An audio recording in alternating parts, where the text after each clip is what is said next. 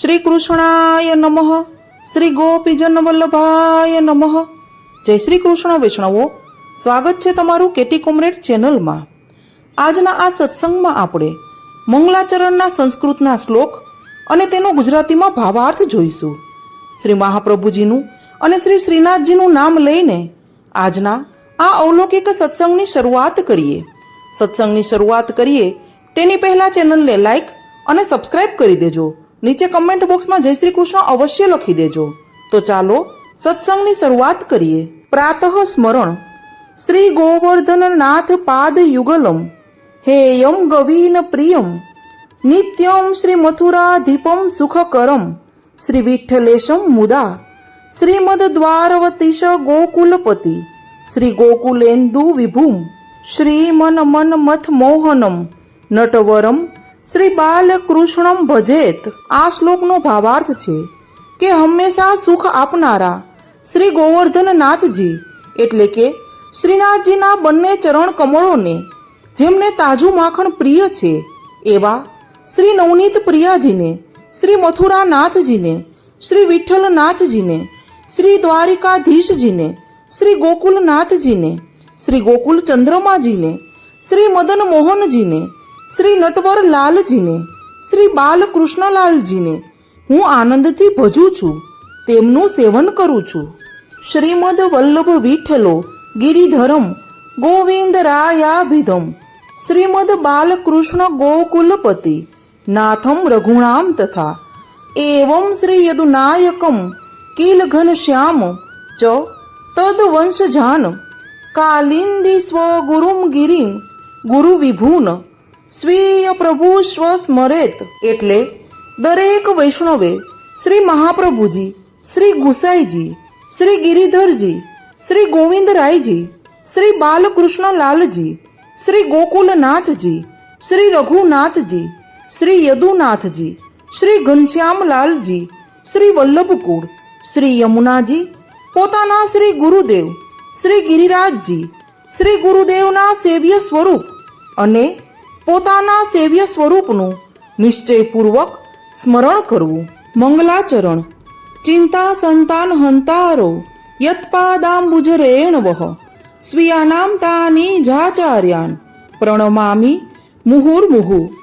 ભાવાર્થ છે શ્રી મહાપ્રભુજીના ચરણારવિંદની રજ પોતાના સેવકોની ચિંતાના સમૂહોનો નાશ કરનારી છે.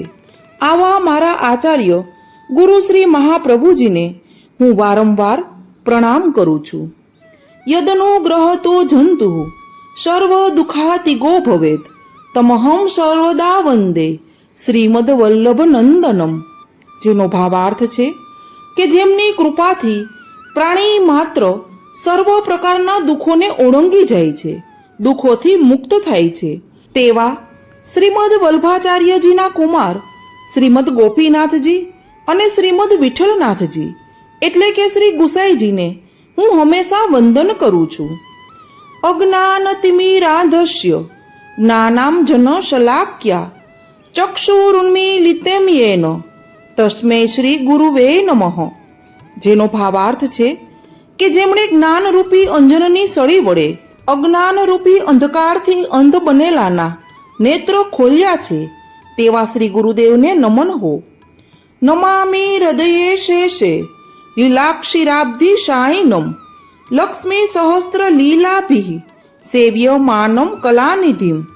જેનો ભાવાર્થ છે કે લીલારૂપી ક્ષીર સાગરમાં શેષનાગરૂપી શ્રી મહાપ્રભુજીના હૃદયમાં શયન કરતા અને હજારો લક્ષ્મીઓ રૂપી વ્રજ ભક્તો અને તેમની લીલાઓથી સેવાતા કલાના ભંડાર રૂપ શ્રી પૂર્ણ પુરુષોત્તમને હું નમન કરું છું.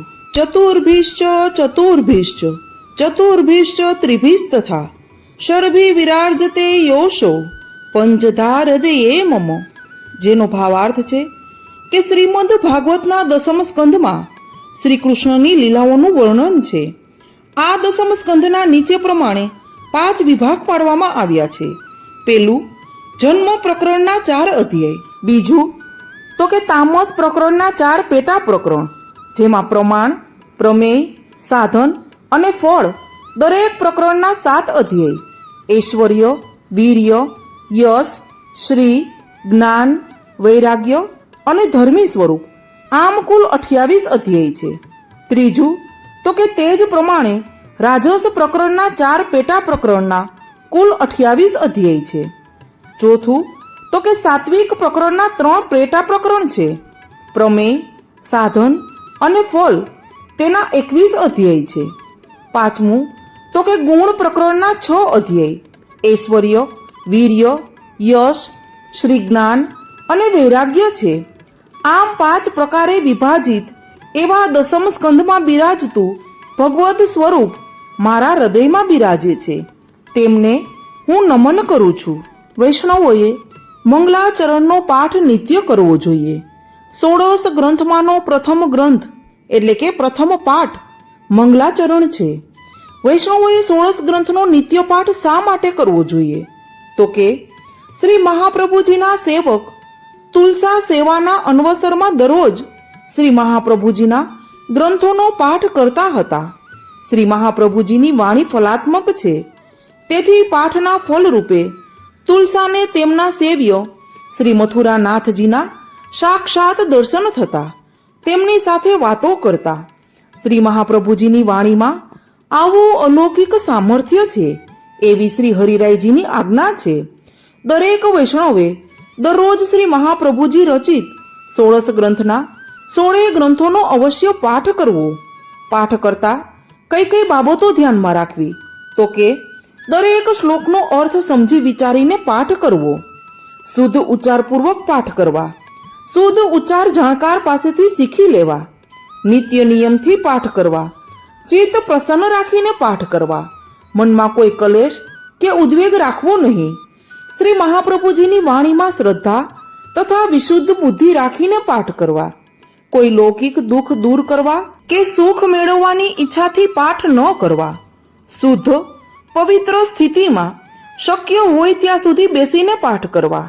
ઝડપથી ગાડી દોડાવીએ તેમ પાઠ ન કરવા. 16 ગ્રંથમાં શ્રી મહાપ્રભુજીએ જીવન જીવવા માટે જે કંઈ કરવા જેવું તે બતાવ્યું છે. તે પૈકી જેટલું યથાશક્તિ જીવનમાં ઉતારાય તેટલું પ્રયત્નપૂર્વક ઉતારવું જોઈએ.